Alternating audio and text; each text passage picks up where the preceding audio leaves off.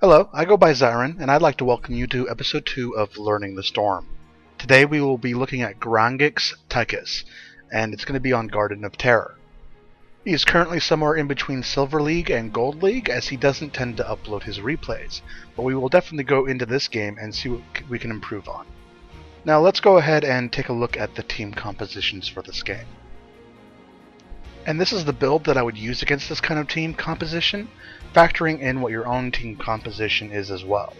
It provides massive AoE damage that Tyrande and Tassadar just can't counter, as well as gives you a much needed AoE slow that helps out your Nazeebo tremendously, and a few survivability talents to try to keep you in combat for as long as possible. Next we have the most optimal lanes that your team comp can use. Having Tychus top allows for some major XP soaking potential by himself at level 4, allowing Nova to roam through all 3 lanes. Stitches and Thrall being in a lane together creates enough kill potential by itself as well. Either one of them landing a snare or a hook will result in massive damage to the enemy team in that lane. And last but not least, Nazeebo would camp out mid and go bottom to secure all the seeds, and be doing Nazeebo things. So, what makes Tychus so good at soloing top versus 2 other enemies? Well, at level 4 you can get a talent called Melting Point, which allows you to kill minions, mercenaries, and buildings very quickly and easily. It does a large amount of damage over time at level 4, and the damage just keeps scaling up as you level. When it starts to get into mid-game, you'll eventually get Lead Rain, which can be used both offensively and defensively, and what is quite possibly the best talent in his kit, especially when paired with something like Nazeebo. For heroic choice, it's going to be Odin on this map. The laser drill is good as well, but it's more prone to being used on more defensive maps like Sky Temple and Cursed Hollow. You want to use Odin as far back as you can, and then get into range for its abilities. You can use the missiles, which later go on in with the nuke, to zone people out from a team fight, as you just pelt on anyone who is in range and low health, and all while landing your AoEs as well as you can. Alright, so enough about that. Let's go into the replay itself and see what we can work on. Alright, to start off, I want to talk about your use of your E, your run and gun. Essentially, when I was watching the replay, I noticed that you weren't really dodging some easy to dodge abilities, and heroes like Tyrande, Vala, Nazeebo, and some others like a Nubarak, for instance, they have some very powerful skill shots that you need to dodge. And one of the easiest ways to do so is just using run and gun when they're going to be using it on you. And you can dodge out of the way, and in most of these clips that I'm showing, you would have actually survived if you had just used the run and gun to get away. I'd also like to add that you can jump through a zombie wall made by Nazeebo with your run and gun. Now I do know Thrall was being a complete dick this entire game, but I do want to clarify that objectives do take priority over soaking experience. Now, right here in this clip, you have your team pinging and assembling towards that terror to try to take it down and defend it, because if they don't, then the other team is going to get a guaranteed terror if they just let them have it. Unfortunately, your team gets some deaths, but they were able to come back and collect some seeds. Now in the next clip, they're trying to fight off and hold them off, and you decide to go after the terror while they're trying to fight out. Essentially what happened here is the terror did more damage than the other team did, and it ended up getting 2 of you killed, and then Thrall was left alone to fend for himself. It's best to split off from the objective, focus on the fight, and then get back into it. Now I want to go into a little bit about the heroics, because in this clip, this is the first time you use your Odin all game. So 16 minutes in, level 18, going into level 19, this is the first time you pop Odin. And you dash into the bush, and you die. What you should have done is used an ability inside of the bush to make sure that it was clear. You already kind of knew there were enemies down there, so you should have just gotten that out of the way see where they are, and attack them from a distance.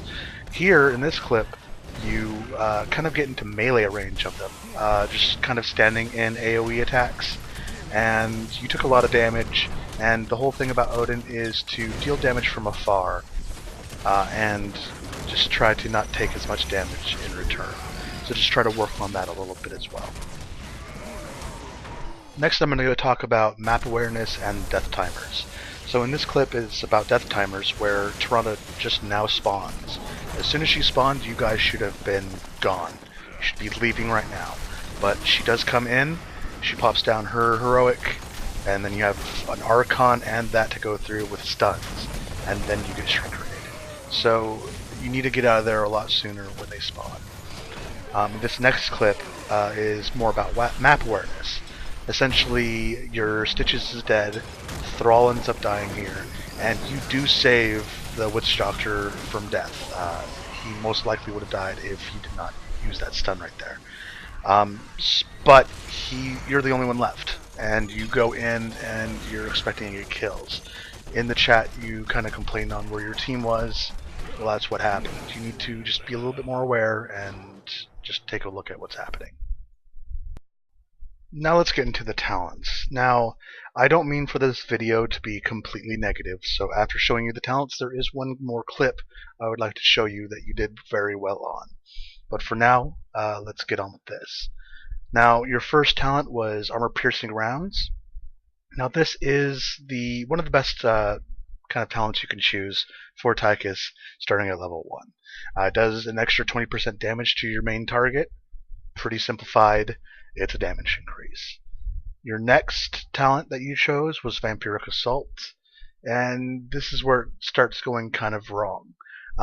You went more for an auto attack build than anything else, really. The only time you really want to go for an auto attack build is when there's a lot of tanks on the other team. It allows you to kind of stand still for a little bit longer because you're going to get stunned anyways. You're going to get CC'd. It allows you to stay still a little bit longer and become like this a turret that just does a ton of damage to tanks specifically because of Giant Killer. But unfortunately, there was no warriors at all on the other team. It was just specialists, assassins, and supports. So going down this way would have hurt you more than helped you. So Vampiric Assault was your second choice, and it does give you some extra sustain against mercenaries, but it doesn't warrant that slot just because of that.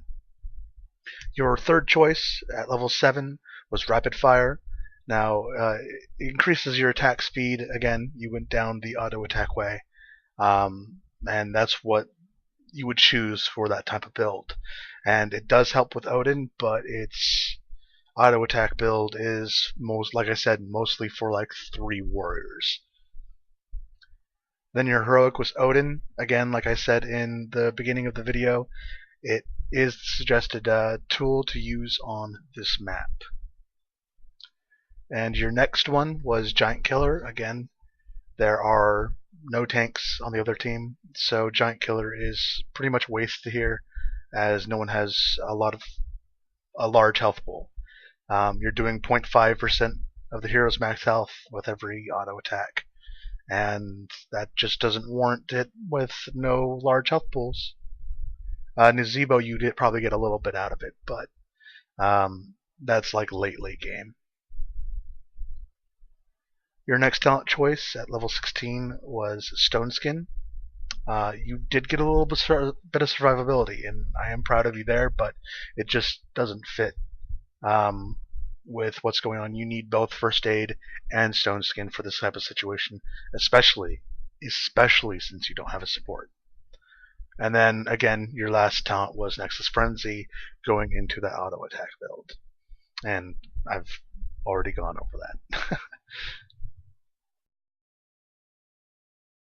So like I said, I want there to be something positive in the video so that, you know, it's not all negative. So here we go. We have this last clip. Great ultimate. You placed it well. You stayed behind your tank as much as you could, and you just unleashed hell upon the enemy team in that Odin. That's what it's supposed to be used for. is you're supposed to do as much damage as you can while taking the least amount of damage.